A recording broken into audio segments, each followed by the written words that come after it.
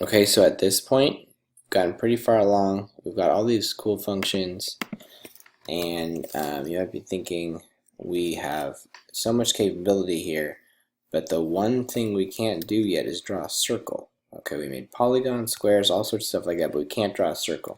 Okay, and so let me add this comment here real quick. Good habit to get into is adding comments. So the question is, well, how could we draw a circle?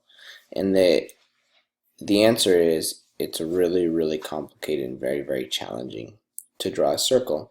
It's possible to come pretty close, but the function that we'd have to write would probably be like 20 or 30 lines long.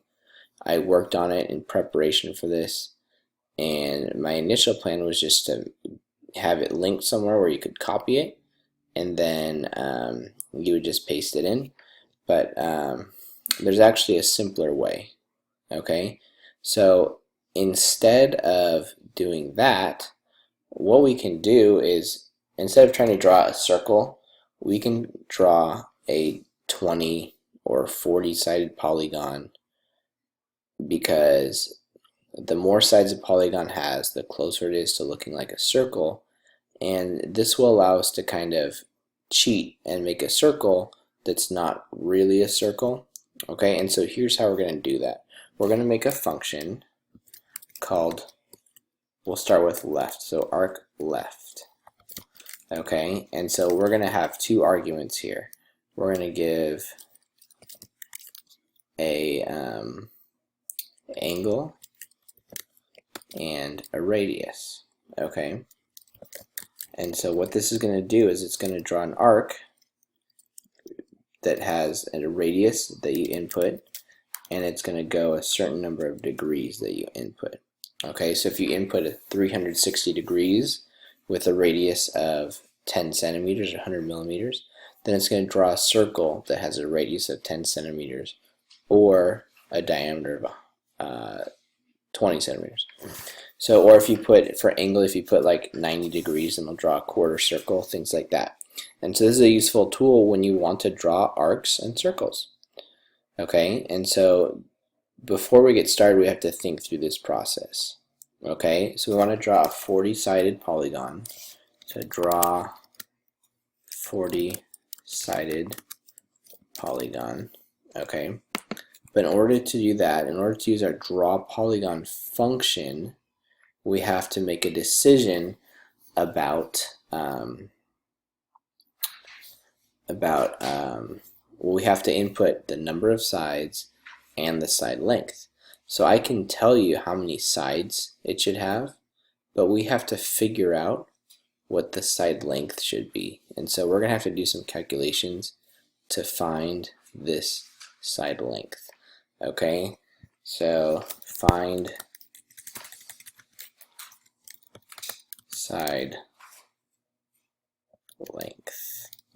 Okay, and then the other problem that we're going to have is we don't necessarily want to draw this entire polygon.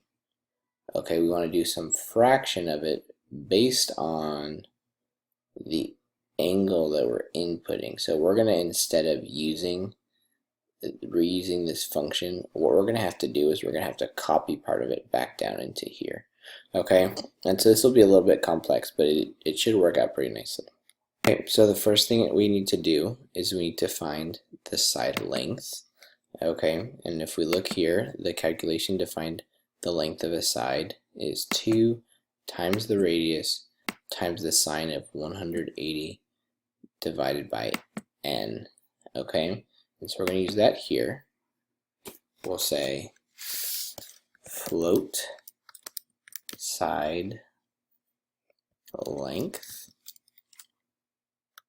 equals 2 times radius times, and here we need to use sine, and then it's going to be 180, so sine of 180 over the number of sides, which in this case is going to be 40.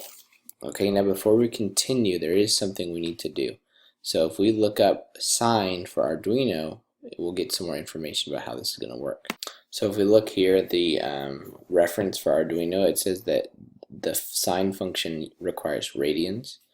Okay, so if we go back to here, we can see that this is 180, which is half of a circle, and so in radians, a half circle is pi. Okay, which is we have stored up here at the top under the word pi, and so that should do the trick for us, and that gives us the side length. Okay, and now the next step is to figure out, so if we wanted to, we could just send it straight to the draw polygon function if we were drawing a full circle, but since we're not, since we're doing part of a circle, then what we're going to need to do is we're going to need to basically figure out how many steps around the circle, or how many times we want to go forward and turn for the circle.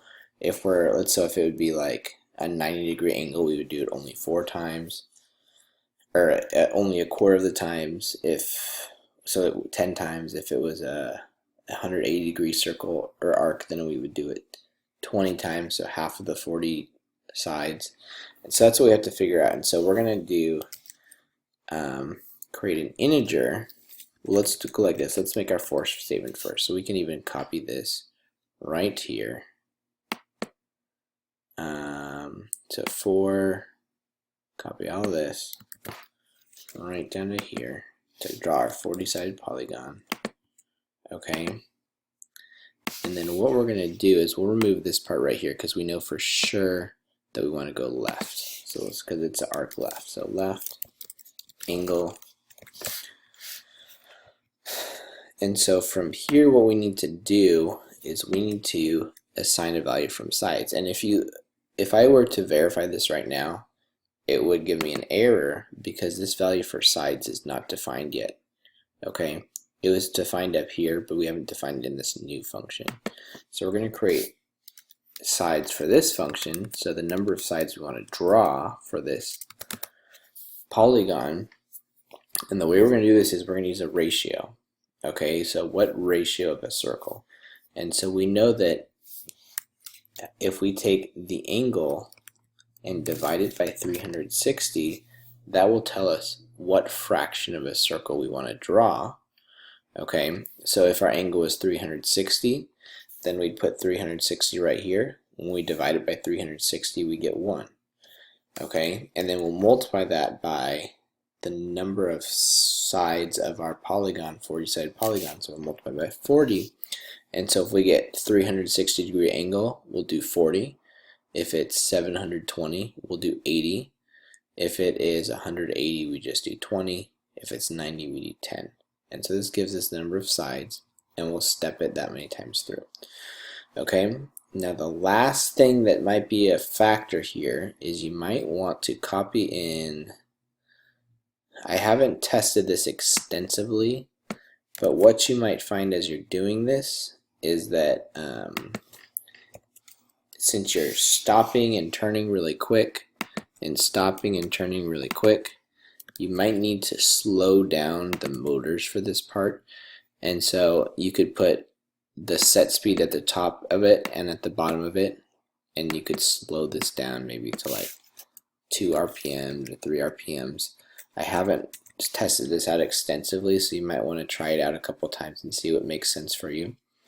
And then you could just step it back up to the whatever speed you're using afterwards. And to avoid making mistakes, let's go ahead and do this. Let's make a variable for speed, motor speed. So float motor RPM, and we'll set it, for mine it was at 7.5. For yours it could be something else. And so the reason I want to do this right now is so that if we change it here but don't remember to change it there, we don't want it to suddenly speed up or suddenly slow down. Okay, so we'll go ahead and use this every time we have our regular running speed, so that we make sure we keep it the same all the way through and don't accidentally change it in part but not the other part. Okay, and so you can test out this speed and see how it works, see if it makes sense. And then I'd also, well, let's verify to make sure it works now. Oh, looks like I've got a mistake again. And probably missing a semicolon. There you go. Should be good now. Okay, so anyway, as I was saying, the next step would be to build an arcright function. Okay, and so kind of go through that process again to build the function for arcright. It should be pretty similar. Okay, so go ahead and do that now.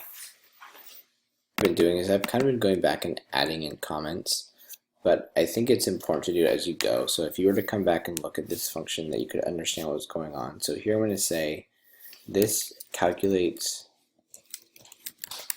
the length of a side for a 40-sided polygon given a radius, uses the angle to find what fraction of an arc, or a circle rather, to draw. And then we could say the purpose of this function to draw a 40-sided polygon to approximate a circle. Okay, and so these are things that you can do to help yourself out when you come back later. And one other thing I want to mention, so we talked about changing the speed. This isn't very precise because we're going to have to round here to whole number sides. And so like if you were doing something that didn't go evenly into 40, well, then that could be an issue. So one thing you might want to consider, in addition to slowing down the speed, you could try messing around with this number 40. You could change it to 80, to 180, 360 even, and see how that goes. It might affect the one challenge that could come into play here is if you keep switching back between going forward and turning, it could cause it to kind of shake a little bit or to kind of jolt a little bit. And so all of this stuff, as you do it, tweak it so that you're happy with it. Okay, so hopefully this made sense and hopefully this was helpful. So I'm adding this on to the end of the video because after testing it and after seeing some students test it, I realized there is a mistake. So what you'll notice is that, so we input the angle for what fraction of a circle we want to draw, and we then use that angle to control how far we turn left. So let's say we wanted to draw a full circle, we put 360 there. And so what happens is for each of the 40 times, what it's going to do is it's going to go forward a little bit and then do a full turn, go forward, do a full turn, go forward, do a full turn, because we're telling it to go whatever that angle is that we specified, which is not what we want to do. Okay, just like in previous ones, with the polygon one, we want to do the exterior angle of a 40-sided polygon. And so when we turn left here, what we actually want to do is go 360 degrees divided by 40. Okay, and that will allow us to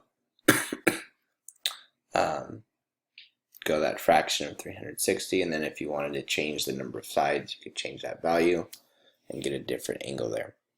Okay, and so go ahead and make that change, and then it should work out for you.